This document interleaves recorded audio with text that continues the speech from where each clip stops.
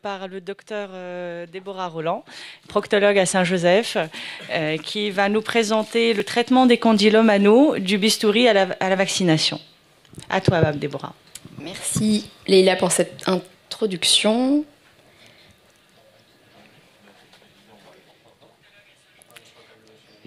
Ça, c'est moi. Ça, c'est ma présentation. Donc, je suis ravie d'être là pour vous parler du traitement des condylomes au niveau de l'anus.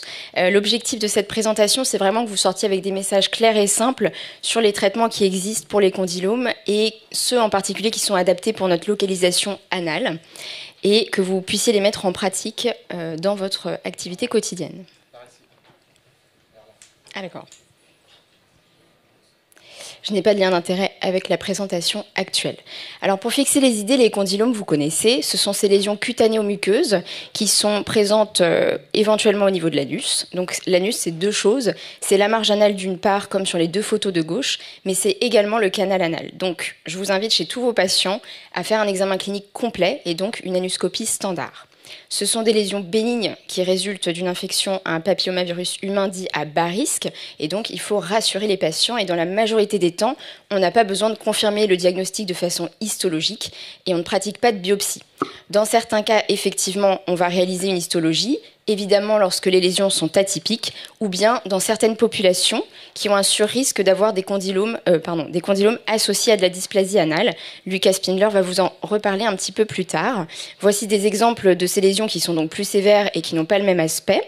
À gauche, vous avez un exemple de dysplasie de haut grade de la marge anale et à droite, un carcinome épidermoïde de la marge chez un patient infecté par le VIH. Donc ces lésions-là résultent d'une infection par un papillomavirus dit à haut risque oncogène, mais peuvent être associées au condylome. Alors avant de savoir comment traiter les condylomes, il faut savoir pourquoi on les traite. Il y a une idée reçue qui traîne dans la tête des patients, sur Internet, partout, chez même certains médecins, c'est que les condylomes dégénèrent en cancer. C'est faux. Les condylomes sont des lésions purement bénignes. Donc l'objectif de notre traitement ne va pas être de prévenir la survenue d'un cancer. Par contre, l'objectif, c'est de détruire les lésions pour traiter la gêne fonctionnelle des patients. Vous savez, ils sont extrêmement gênés par ces petites verrues. D'empêcher l'extension lésionnelle, même si je vous rappelle que dans un certain nombre de cas, on peut observer une régression spontanée des lésions. Et enfin, de limiter la contagiosité, même si, je vous le rappelle, un patient sans lésion visible peut rester contagieux. Classiquement, on distingue donc deux types de traitements. C'est simple, les traitements topiques qui sont appliqués soit par le patient, soit par le médecin. Du coup, en général, c'est plutôt adapté pour les lésions de la marge anale. Des traitements instrumentaux ou traitements physiques que pratique le médecin en consultation ou au bloc. On peut combiner ces traitements, je vais essayer de vous montrer comment faire. Et le choix va dépendre de 3 facteurs. Premièrement, l'aspect lésionnel, bien sûr, en fonction de la taille, du nombre de lésions, de la répartition au niveau du canal, de la marge, etc. Deuxièmement, du choix du patient. Certains vont préférer un traitement immédiat et très efficace immédiatement. D'autres préféreront attendre avec un peu moins de douleur éventuellement, vous allez voir. Et enfin, vous faites ce que vous savez faire. Et donc, bien évidemment, on s'adapte à vos habitudes. Et c'est vrai qu'on ne fait pas la même chose en fonction de si on est proctologue, urologue, gynécologue, dermatologue. Dernier message important, c'est que les récidives sont extrêmement fréquentes, quel que soit le traitement que vous envisagez.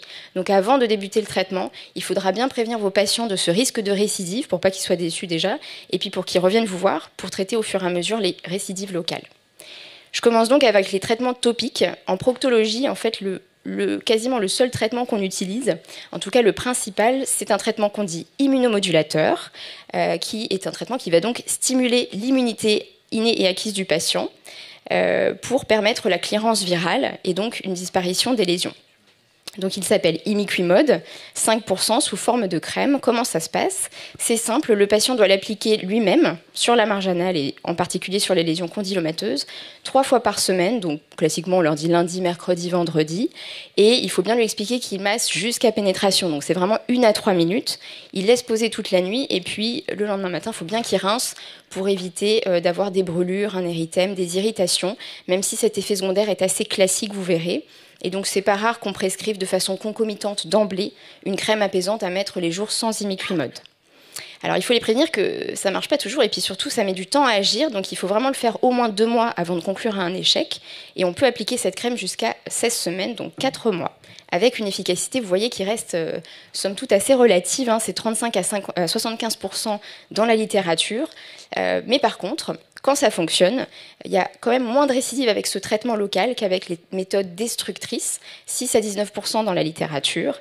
Et donc, à partir de ce constat, on s'est posé la question de l'intérêt de cette crème en combinaison avec des traitements destructeurs, dont on va parler après. Et effectivement, il y a des études qui montrent que de l'utiliser en préopératoire ou en post-opératoire permettrait de diminuer les récidives. Donc, c'est intéressant.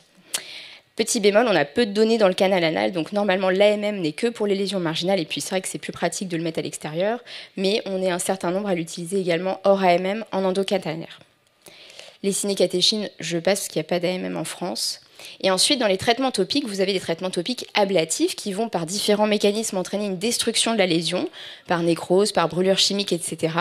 En pratique, ceux-là, on ne les utilise pas trop en proctologie parce qu'on a les autres, et que c'est vrai que c'est compliqué de mettre de façon très précise tous ces topiques-là sur les condylomes sans léser la peau saine adjacente. J'en viens donc rapidement aux traitements instrumentaux, puisqu'en fait, c'est ça qu'on utilise le plus, et en particulier la destruction thermique au bistouri électrique. Donc là, je vous apprends rien, c'est un bistouri chirurgical classique. On utilise un courant électrique haute fréquence, idéalement sous atmosphère d'azote ou au moins avec un système d'aspiration pour limiter le risque théorique d'explosion, mais qui peut arriver. Et ça peut se faire en consultation sous anesthésie locale ou bien au bloc opératoire sous anesthésie générale ou loco-régionale. Ça fonctionne très bien, ça fonctionne immédiatement, mais il y a un taux de récidive, vous le voyez, qui est un petit peu supérieur à celui de la crème immunomodulatrice, de l'ordre de 25% à 3 mois.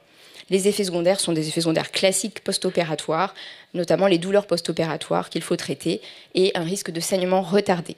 Alors comment ça se passe en pratique? Si vous voulez vous le faire dès demain dans votre cabinet, il vous faut du matériel de consultation standard auquel vous ajoutez de quoi faire une anesthésie locale, donc de la xylocaïne, avec, si vous traitez des lésions endocanalaires, il vous faudra un prolongateur pour injecter dans le canal anal.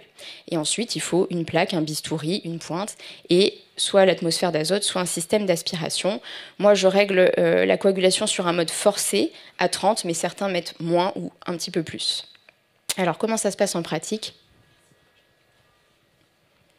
Je remercie le docteur Aubert qui vous a fait cette belle vidéo. Donc, l'anesthésie locale a déjà été faite et vous voyez, il s'aide de l'anuscope pour bien déplisser le canal anal et repérer les lésions. Et en fait, il suffit simplement d'appliquer la pointe en coagulant au fur et à mesure.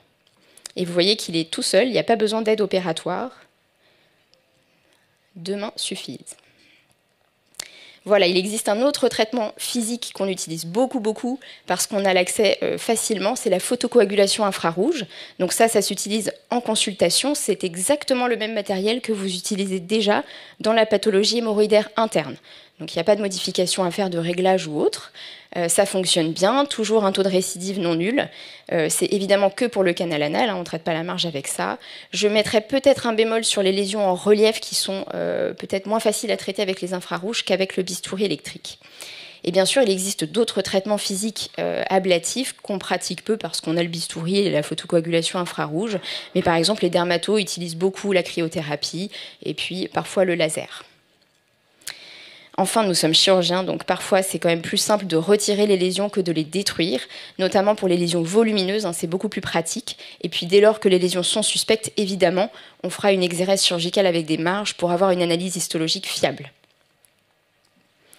Quid de la vaccination thérapeutique? Vous avez peut-être entendu parler déjà de l'utilisation détournée qu'on peut faire du vaccin prophylactique commercialisé, quadrivalent ou non-avalent.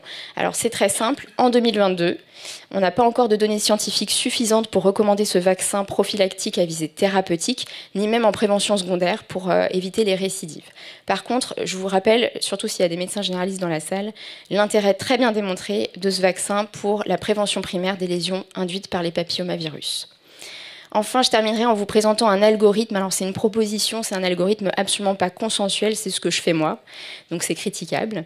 Lorsqu'un patient consulte pour une condylomatose de l'anus, donc je fais un examen clinique complet, il faut notamment rechercher d'autres localisations, les organes génitaux externes, et pas hésiter à adresser les patientes en consultation de gynécologie pour mettre à jour le frottis. Je cherche les autres IST et je propose de voir les partenaires en consultation. Lorsqu'il y a peu de condylomes et qu'ils sont uniquement au niveau de la marge anale, moi je leur laisse le choix. Je leur explique, voilà, il y a soit la crème qui fait pas mal, mais que vous allez devoir mettre 2 mois avec un taux d'efficacité un peu limite à 50%, mais peu de récidive, soit une destruction immédiate, si vous voulez vous débarrasser de ces petites choses, sous anesthésie locale en consultation, mais avec un peu de récidive. Donc dans tous les cas, il faut revenir me voir.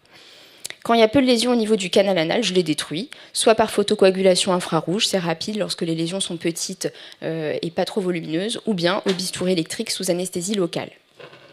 Dès lors que je ne me sens pas de le faire en consultation, donc soit parce qu'il y a trop de lésions, soit parce que le patient n'est pas à l'aise, etc., je propose une destruction au bistouri électrique au bloc. Et là se pose la question, vous pouvez dans cette indication prescrire l'imiquimod en pré-op pour diminuer le risque de récidive.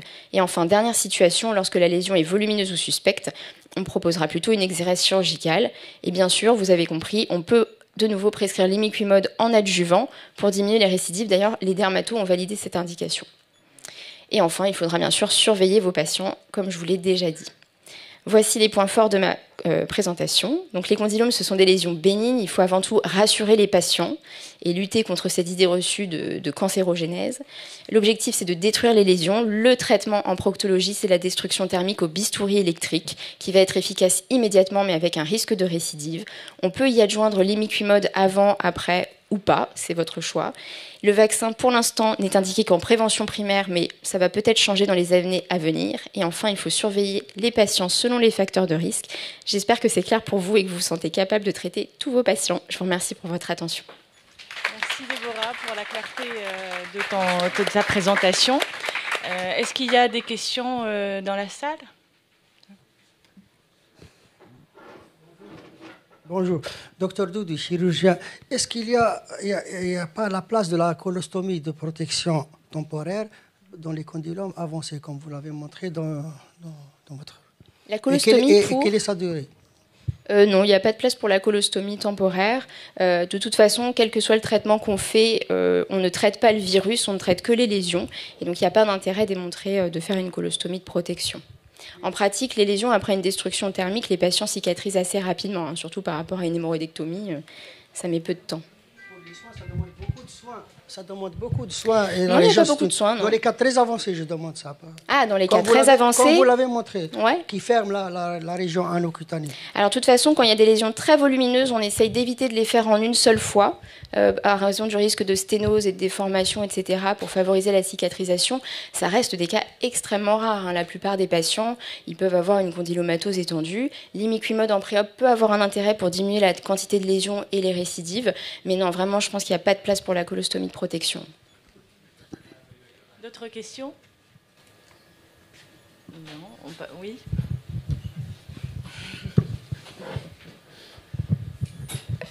Merci Déborah, c'était parfait. Hein. Juste une question, si tu suspectes qu'il y a une petite dégénérescence sur les lésions, bon, ce qui n'est pas le cas le plus fréquent, certes, quelle marge tu respectes ?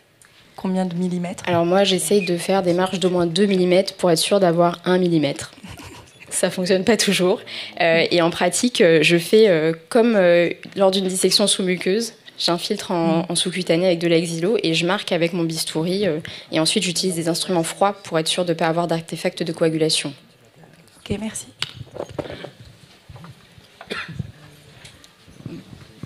Bon, on va passer une des questions dans le chat, puisqu'il y en a beaucoup qui se posent beaucoup de questions sur la vaccination. Entre autres, on va prendre celle-là.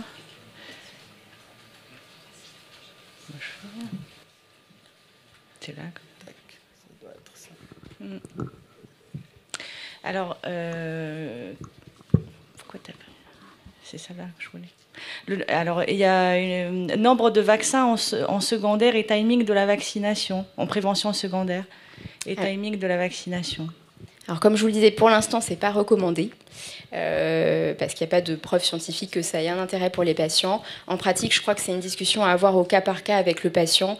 Par exemple, moi, quand je suis face à un jeune patient, donc pas qu'il ait 60 ans déjà, mais un jeune patient qui n'a pas rencontré encore... Ah pardon, j'ai vexé certaines personnes. Quand je suis dans une population à risque, moi je leur propose une vaccination non pas pour les récidives de condylome, mais plutôt pour éviter la dysplasie, mais bien en leur expliquant qu'on ne peut pas savoir quel papillomavirus ils ont déjà rencontré et que donc je ne suis pas certaine que ça ait un intérêt pour eux, mais que ça reste un vaccin pour lequel on a beaucoup de recul déjà, qui n'a pas de, voilà, il n'y a pas de signal d'alarme en termes de morbidité. Et après je les laisse décider. Il faut savoir que quand vous le prescrivez hors AMM, c'est à la charge du patient et que pour le non-avalant par exemple en France, ça coûte je crois 135 € à peu près l'injection et qu'il en faut 3.